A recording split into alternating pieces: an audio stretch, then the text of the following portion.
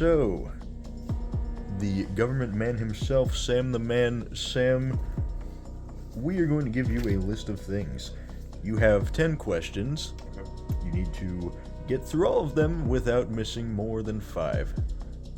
50%, not bad. Alright, being generous here. Alright, let's just get into it. So, the Federalist Papers supported the passage of the U.S. Constitution. Name all of the writers involved. Alexander Hamilton, James Madison, and John Jay. Okay, you're starting off strong.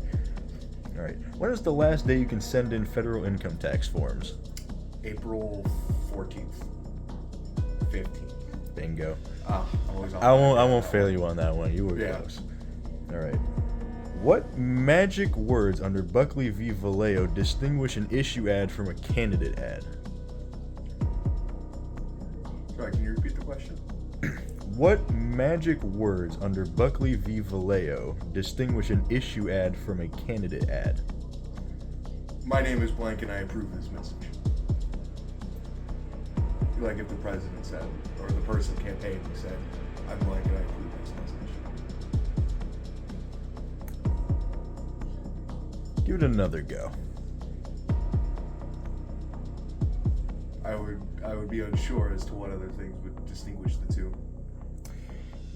For specific words, it was vote for or elect, but the description you gave regarding, that answer, I would say is justified. Okay.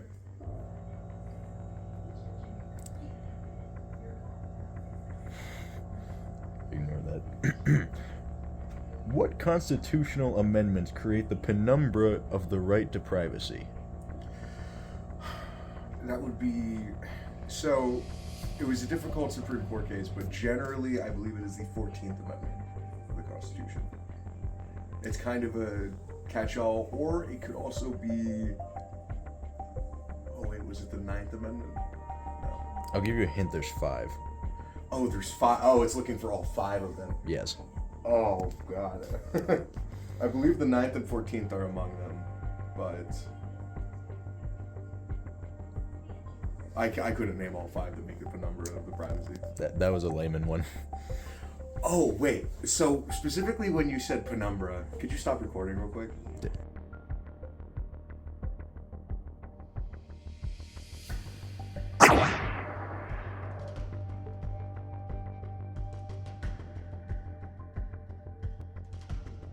Oh, man. Alright, so El Bozo, he got that one wrong. Next one.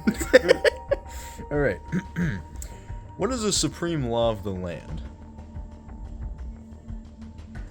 This feels almost like a trick question, but isn't it just the Constitution? Bingo. Okay. That was a trick question. Yep. Alright. Which position has the longest term of office in the federal government aside from federal judges? It would be senators, because they have 6-year-long terms and they can get reelected indefinitely.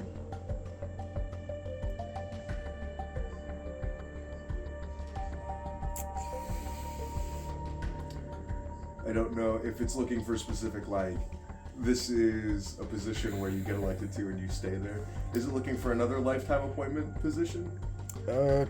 No. I think when it's saying aside from federal judges, I assume it's aside from unlimited serving time.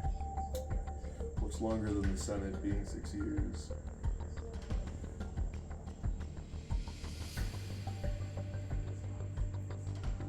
Gotta be honest, I'm unsure about that one. I don't know what else it would be. This is one of the ones my co-partner gave, but the Comptroller General of the United States and the Assistant Comptroller General have the longest tenure at 15 years each. Oh, 15 years each. Are they allowed to be reelected or no? Or is it not an elected position, it's appointed? Don't know from this, but I would assume since 15 years is a lot for a non-unlimited term. Yep. So... This one was asked interestingly. So we're at 2. Alright. Are U.S. Supreme Court justices, U.S. senators, and U.S. representatives considered civil officials of the United States? They do hold office in the United States. They are officers of the United States government. I believe that they would be considered civil.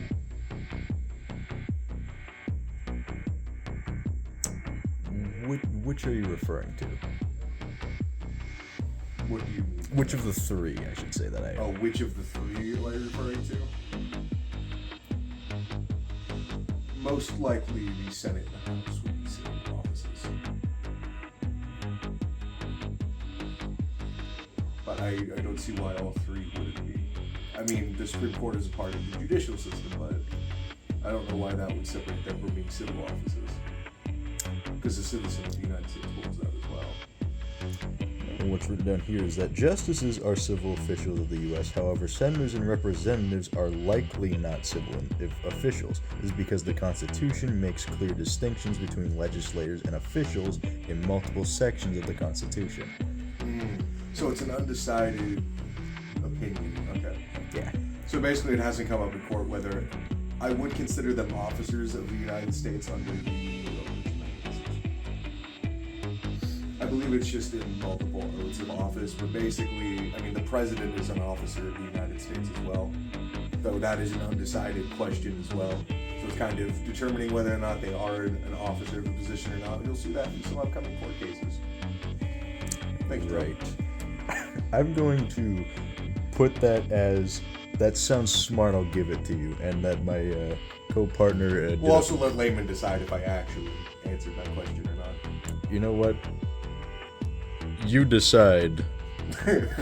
Comments decide my fate. Alright, that was a fun one. Recite the entirety of the Miranda rights.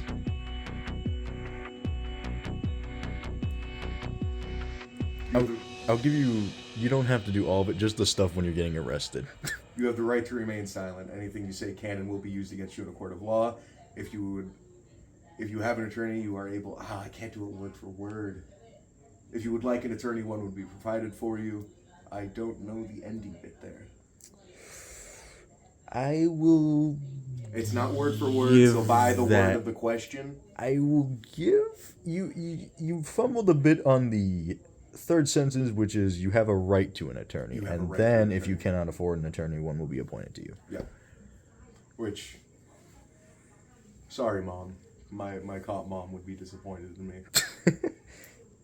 Alright. Which president had 15 children? This would have been one of them in the 1800s. You're in the right direction. Well, I mean, yes, because I'm assuming a majority of them actually died. Was not church medicine. Was not Washington having children. Thomas Jefferson. Nope. John Tyler. John Tyler. You know, I always forget he's a president because... No one remembers him. I understand. Yeah. Alright, weird. Where are we, actually? I think we're down to 3. Down to 3. Like, how many have I failed? 3, I think? So, 2. We're down to 2. You failed 3. Failed 3, yeah. Don't fail these last 2. Speaking of don't fail these last 2, list all 9 possible steps of the bill to law process. How many steps? 9. 9 steps. Oh, okay. So we have someone in either the Senate or the House. They write the bill. Then it needs to be sponsored by a member of said House or Senate. After it goes there, it needs to go to it needs to get approved to go onto the docket of the Senate or the House. Then it needs to pass through committee. Once it passes through committee, then it needs to go to the floor for a vote, either in the Senate or the House. If it makes it through there, then it needs to go to the other House or the Senate, whichever floor it didn't pass on. Then it needs to, if it passes it in both without any more amendments, then it goes to the President's office where it needs to get signed into law. If it is rejected, then, or vetoed, then it would be sent back to the House or Senate, in which it would need to pass by a 2/3 majority of vote. Although yours is more verbose, I will give all that to you. Okay. Basically ran through all the steps pretty well. Yeah. Alright, last one. Name at least 2 members of the Pennsylvania State Senate. Current. Dan Laughlin and don't believe Pennsylvania Senate, you said, right? Yep. Who's this thing? I know my local representative.